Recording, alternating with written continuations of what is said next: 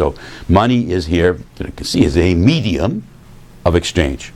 Marx then talks about another medium of exchange. Okay, develops this. You can see the usefulness of money here, that it is an exchange value.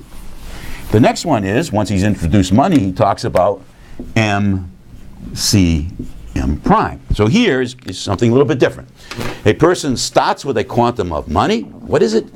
It starts with a command over abstract labor, because that's what money is. It's exchange value. The source of exchange value is abstract labor. So a person has a quantum of money, which is, another way, in Marxian terms, has a command over abstract labor.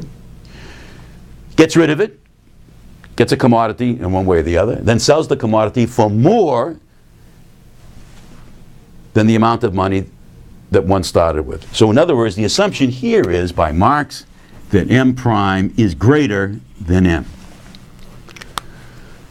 So let's put it all together.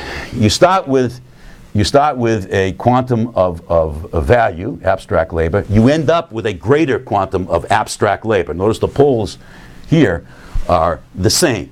Okay, this is different than CMC. Here we have the same kind of use value to begin with. The use value of money is its exchange value. We've ended up with more exchange value than we started.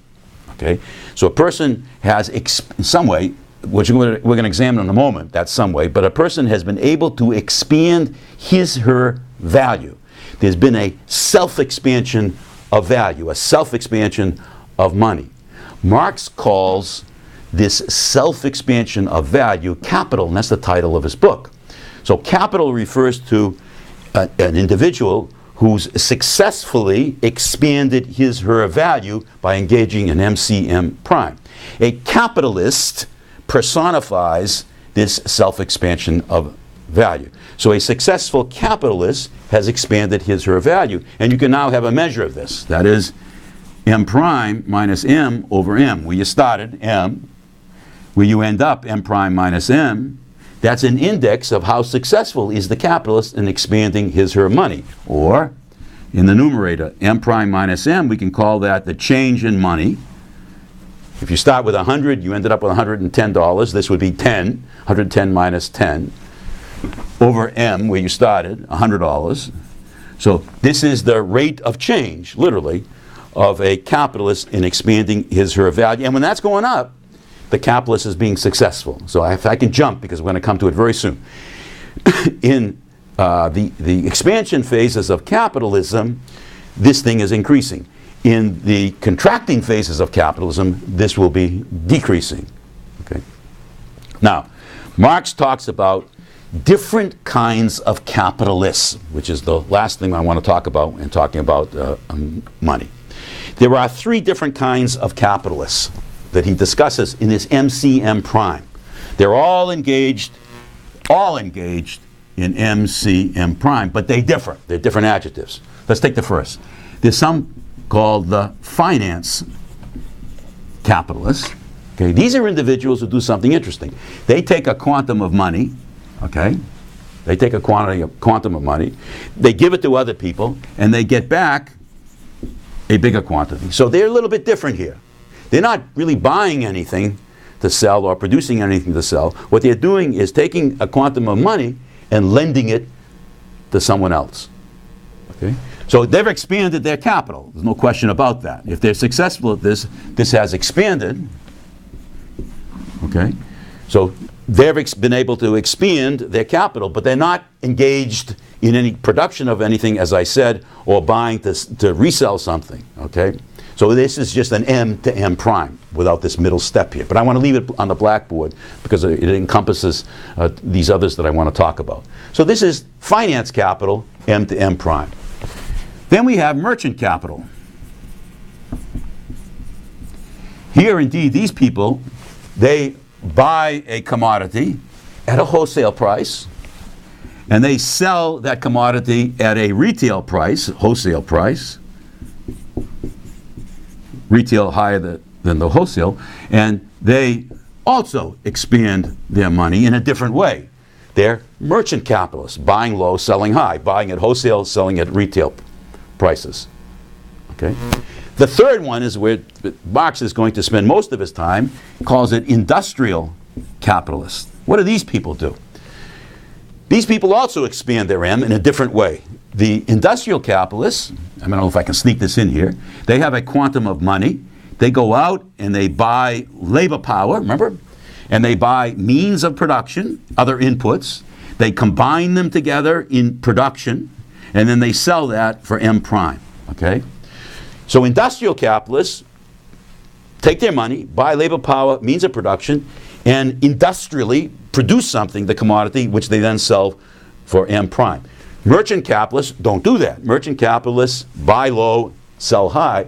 Finance capitalists give money and get back more money in interest, repayment of the debt in interest than they started with. In all cases, if they're successful, there's a general expansion of capital. So the title of the book, Capital, refers to these, in general, these different kinds of capitalists, but you have to remember that the capitalists refer to different ways of expanding their capital. So in terms of what I told you before, the working class is a problematic concept in Marxian theory because it combines together productive and unproductive labor. The capitalist class is also a problematic concept in Marxian theory because it conflates different kinds of capitalists. There are the productive capitalists, they're productive of surplus.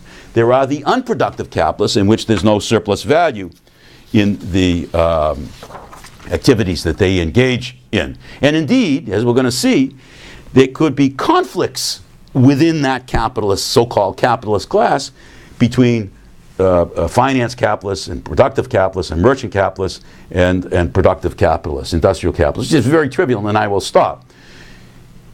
One of the biggest capitalist entities in the entire world is Walmart. They're merchant capitalists. Well, Walmart buys commodities from industrial capitalists. So Walmart buys soaps and foods and computers from industrial capitalists.